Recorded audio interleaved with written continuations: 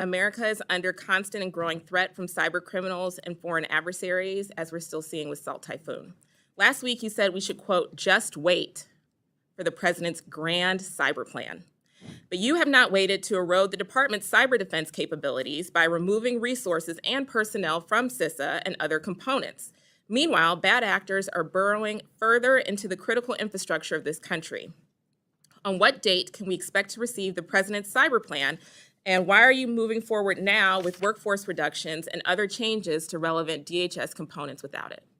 Yeah, CISA's mission is to hunt and harden and to work with our state and local entities on critical infrastructure. So to support cybersecurity infiltrations that would happen from enemies and bad actors when it comes to electrical grids, water systems, support those states, those small and medium-sized businesses that can't afford that kind of defense system themselves, and to go and walk alongside of them. I think one of the most alarming things that I heard when I was first nominated for this position, but before I was sworn in, I got briefings from CISA and from the leadership team and the people that were there. And one of the things that they shared with me was that they were aware of Salt Typhoon and Volt Typhoon, but they didn't know necessarily how they had happened yet or how to stop them into the future.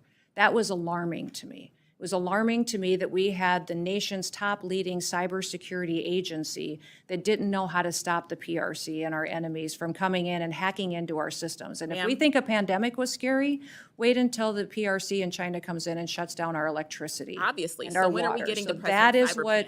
That is what CISA is focusing on, is making sure that we're approaching cybersecurity from the importance that it is. I had a direct question.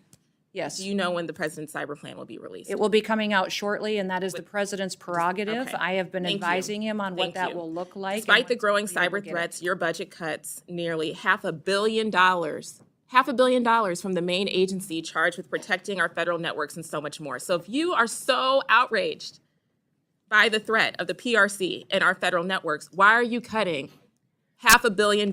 When you recently spoke at the RSA conference, you said that we needed to put CISA, quote, back on mission. But let's be clear, that mission is designated for you. We in the Congress told you in the department and CISA how to execute on that mission. And you all have been moving money away from CISA, and that does not help achieve that mission.